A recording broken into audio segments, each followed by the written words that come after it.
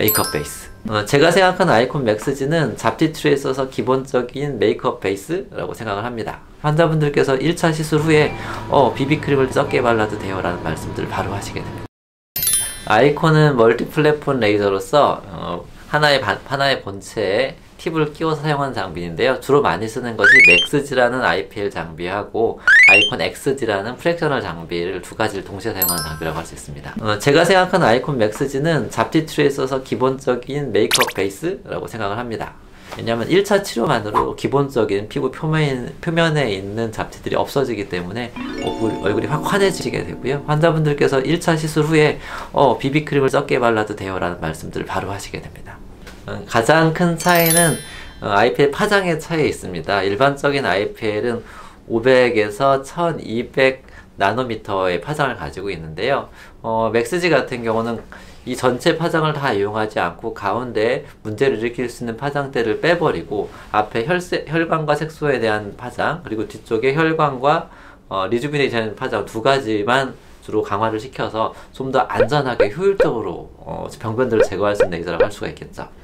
또한 장비 자체가 워낙 튼튼하고 잘 만들어져서 파워가 일반 IPL에서 훨씬 높기 때문에 치료를 굉장히 안정적으로 할 수가 있습니다.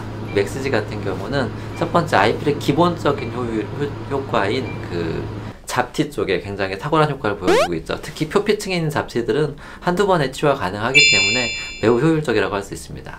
두 번째, 다른 IPL과 좀 차별화되는 부분인데요. 아까 말씀드렸던 가운데 파장을 빼버리고 혈관의 효율적인 파장대 두 가지를 양쪽에서 강화시킴으로써 얼굴에 있는 혈관을 치료하는 데도 굉장히 효과적인 레이저라고 할 수가 있습니다. 세 번째, IPL의 다른 효과 중에 하나가 노화된 피부를 젊게 만들어주는 리주비네이션 효과를 가질 수가 있는데요. 역시 맥스지도 이 리주비네이션 효과를 탁월하게 나타내주고 있습니다. 만약에 환자분들께서 리주비네이션 효과를 원하신다고 하거나 조금의 만약에 잡티치를 원하신다고 하시게 되면 1년에 서너 번 정도씩 계속 반복 치료를 해주시게 되면 피부의 노화 현상을 막는 효과도 같이 볼 수가 있으십니다.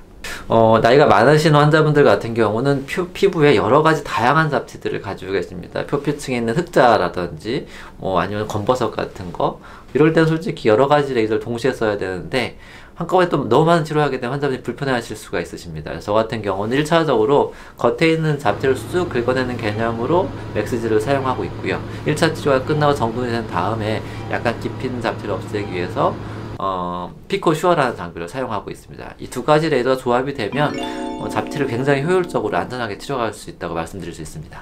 일단은 IPL은 다른 잡티 레이저에 비해서 가장 안전한 잡티 레이저입니다. 일반적인 잡티 레이저들 같은 경우는 색소 침착이라는 부작용을 남길 수 있지만 IPL은 그 색소 침착의 가능성을 현저하게 낮췄다고 볼 수가 있죠. 맥스지는 그 표피층에 있는 잡티뿐 아니라 약간 깊은 잡티까지도 아주 효율적으로 치료할 수 있기 때문에 굉장히 효과적인 치료라고 할 수가 있고요. 통증 같은 경우는 보통 마취 없이 하는 치료이기 때문에 일반적인 환자분들은 다 잘 참을 수 있는 정도의 통증을 나타낼 수 있습니다. 1540 나노미터 레이저는 환자분들께서 흔히 많이 알고 있는 프랙셔널 레이저라고 해서 레이저 빔을 하나로 쏘지 않고 한 번에 여러 개가 동시에 나감으로써 피부를 좀 보호해주는 레이저인데요.